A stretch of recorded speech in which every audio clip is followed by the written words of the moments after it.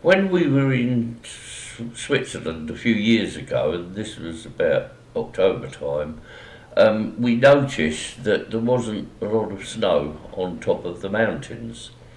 And our tour guide commented that he'd been doing the job for 30 years and this was the worst he'd seen it. When he first started, there was snow everywhere on the mountains. So that's proof of climate change. When our train, the Benini Express, arrived at San Moritz, we found that instead of snow, there was rain, which is further proof. And again, the tour guide said that it was threatening the tourists because, at one time, millionaires and famous people used to go there to ski, but now, of course, there's no snow there. They sometimes have to use false snow. So what can we do to reverse climate change? Well, one of my things which I've been fighting for many years now is green roofs, and we did come across some here in Switzerland, as you can see. We also found some green roofs closer to home in Findhorn in Scotland when we visited my friend Adam Powell. Wasn't bad, was I, when I went on the radio about this? So this was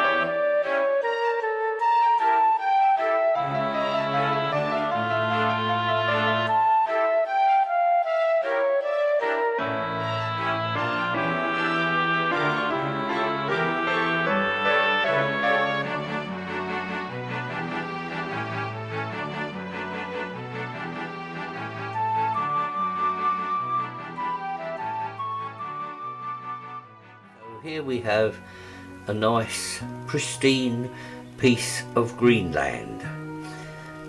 Yeah, not Greenland, I mean green land. Okay? And I want to build a house on it.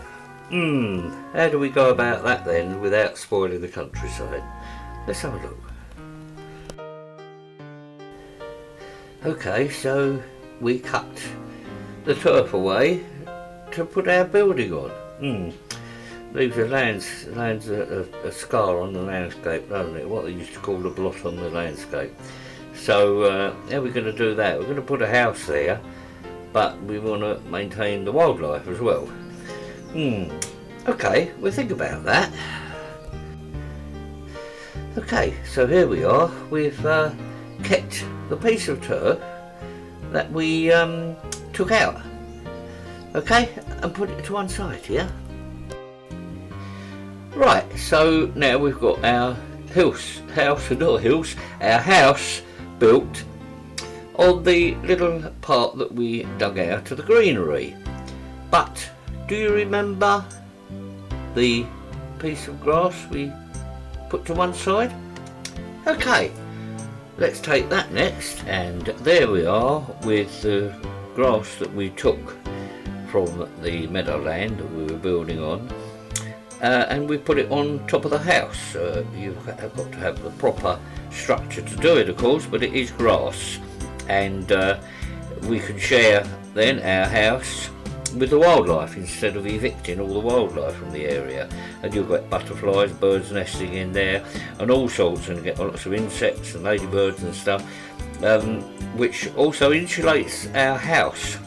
And because all the insects and birds and little animals are living up there, in the grass, and because it's insulated from the inside, you don't get all those insects and things in your loft instead. And as you see, if you sort of look at it like this, would come away carefully and look on top of the building, you'll see how well it blends in.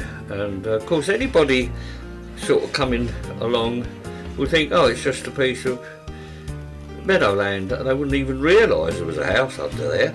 And of course wildlife doesn't know that either, so they just see that and they think that's a good place to nest, a good place to build our little home. And there you go, we've got the perfect answer. Isn't that good? There you go. So we can share our houses with wildlife without destroying the countryside. It just shows you can, and you can actually put flowers and all sorts of things on that roof if you want to. It doesn't just have to be grass. That's green roof technology for you.